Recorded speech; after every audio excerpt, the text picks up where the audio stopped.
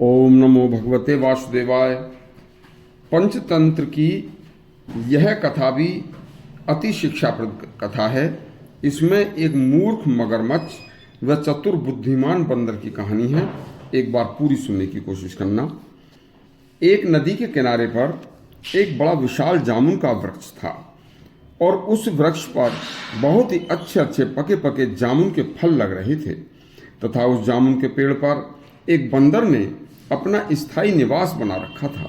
बंदर पके पके जामुन के मीठे फल खाता और मौज में रहता था। उसी नदी में रहने वाला एक दिन एक मगरमच्छ भोजन की तलाश में नदी के किनारे आकर उस जामुन के पेड़ के पास आ गया। तो बंदर ने उसको देखकर कहा कि भाई मगरमच्छ, आज इस स्थान पर कैसे आना हुआ? मगरमच्छ ने भूखा होने की बात कही तो बंदर बोला, भाई चलो अपना मुंह खोलो, मैं आपके मुंह में पके पके जामुन के मीठे फलों के गुच्छे डालता हूँ। और इस तरह मगरमच्छ का पेट भर गया और मगरमच्छ रोजाना प्रतिदिन जामुन खाने आने लगा। बस एक दिन मगरमच्छ कुछ जामुन के पके फल के गुच्छे लेकर अपनी पत्नी को भी ले गया।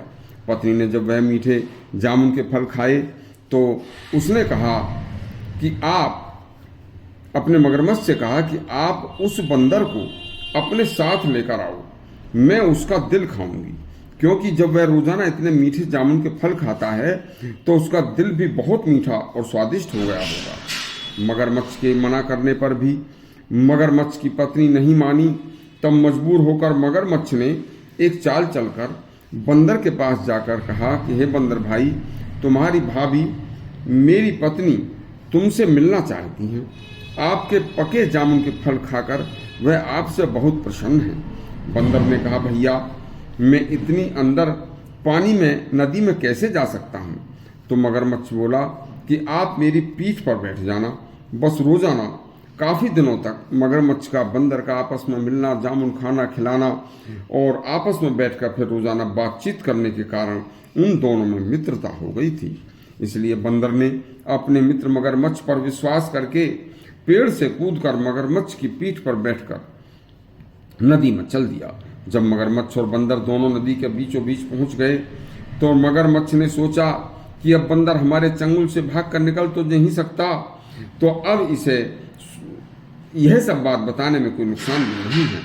ऐसा सोचकर मगरमच्छ ने बंदर को सच्ची सच्ची बात बता दी कि मेरी पत्नी तुम्हारा दिल खाना चाहती है।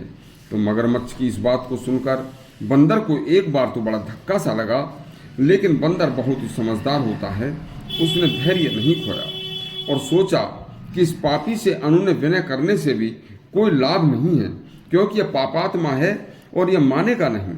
तो तुरंत उसने एक युक्ति सोचकर कहा, करे मित्र, मित्रता में यह भी कोई बड़ा काम है।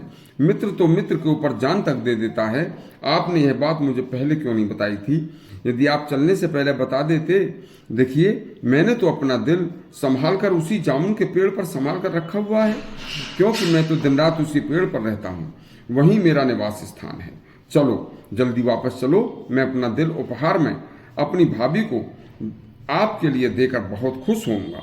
मगरमच्छ मूर्ख होता है, तुरंत ही मगरमच्छ वापस हो लिया और नदी के किनारे जामुन के पेड़ के पास पहुंचकर बंदर को लेकर पहुंच गया।